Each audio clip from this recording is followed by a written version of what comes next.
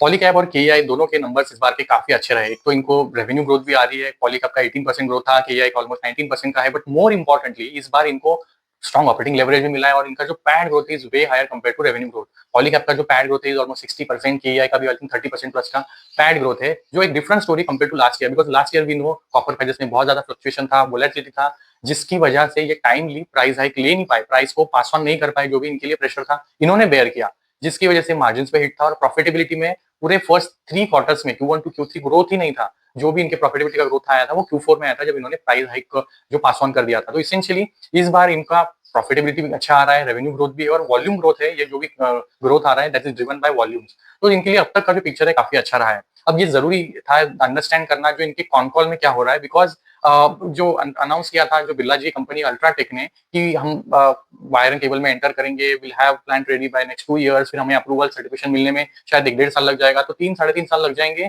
जब इन्होंने अनाउंस किया था ऐसा एंटिसिपेशन था, बट जब अल्ट्राटेक के क्वार्टर 2 के इस बार के कॉन्कॉल हो गया है, तो मैनेजमेंट इज सेइंग कि यार plant is almost ready, Q3 तक वो पूरा कमीशन हो जाएगा और bye January of next calendar year ये प्लांट से प्रोडक्शन स्टार्ट हो जाएगा। अगर सपोज एज्यूम भी करते कि 3-6 महीने इनको और लग जाते हैं टेस्टिंग अप्रूवल में, तो may be by Q2 of next year इनके प्रोडक्ट तो मार्केट में अवेलेबल हो जाएंगे। तो when the competition is staring at doors, तो यू रियली के Polycab and KM need to really buckle up. तो इनके इस बार के कॉन्कॉल में ना वो सेंस ऑफ अर्जेंसी दिखा, both are doing their possible ways to ramp up, ground cover करना जितना पॉसिबल हो before competition hits, and then also look to diversify. तो केईआई इज टेकिंग अप्रोच की उनको तो रहना केबल एंड वायर स्पेस में है, कोई एडजेसेंसीज में जाने का इनका प्लान अभी भी नहीं है। तो केबल एंड वायर्स में जो भी डिफरेंट तरह के केबल्स है वहां पे इनको मार्केट शेयर गेन करने में फोकस है, ईएचवी में फोकस है, जिसकी रिक्वायरमेंट बहुत ज्यादा होती है, एक्सपोर्ट पे काफी ज्यादा फोकस है। तो केईआई के लिए जो एक्सपोर्ट कंट्रीब्यूशन प्रीवियस क्वार्टर्स में 10-12% के आसपास था, वो Q3 में 13% पे पहुंचा, अभी ऑलमोस्ट 15 के आसपास पहुंचा है परसेंटेज में इन टर्म्स ऑफ रेवेन्यू, और इनका गाइडेंस है वो FY27 तक ऑलमोस्ट 17-18% तक पहुंचेगा। तो केईआई इसेंशियली फोकस कर रहा है एक्सपोर्ट मार्केट में और with in the cable and wire space अपने डिफरेंट सेगमेंट्स में और ज्यादा अपना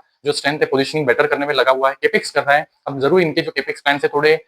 डिले हो गए हैं, जो बहुत सानंद वाला फेज 1 है या फिर फेज 2 है, but once they come online या फिर जब ये रेडी हो जाएंगे तो इनका जो पोटेंशियल है रेवेन्यू का जो ये करंटली कर रहे हैं उससे ऑलमोस्ट 50-60% बढ़ जाएगा। एंड कॉन्स्टेंटली इन्होंने और भी लैंड पार्सल एक्वायर की है, तो डाइवर्सिफिकेशन पे फोकस इनका रहने वाला है। पॉलीकैब अपना अलग अप्रोच लेके चल रहा है, इनका एफएमईजी है कि ईपीसी है और एक्सपोर्ट मार्केट में भी है, तो तीनों का मिला के इनका अप्रोच है ग्रोथ करना, एंड एक्सपोर्ट मार्केट में भी इनका भी फोकस है। साइमल्टेनियसली ये भी केपेक्स पे फोकस कर रहे हैं और दोनों कंपनीज अपने डीलर डिस्ट्रीब्यूशन के नेटवर्क को स्ट्रॉन्ग करने में लगे हुए हैं। तो इनकी कॉन कॉल में इस बार एक सेंस ऑफ अर्जेंसी दिखा कि भाई हम कैसे जितना हो सके पॉसिबली अपने मार्जिन को भी प्रोटेक्ट करें और अपनी ग्रोथ को यहाँ से और स्ट्रेंथन करें, जब कंपटीशन आएगा तो will be in better position to tackle that. तो ये रहा इनके हाइलाइट्स।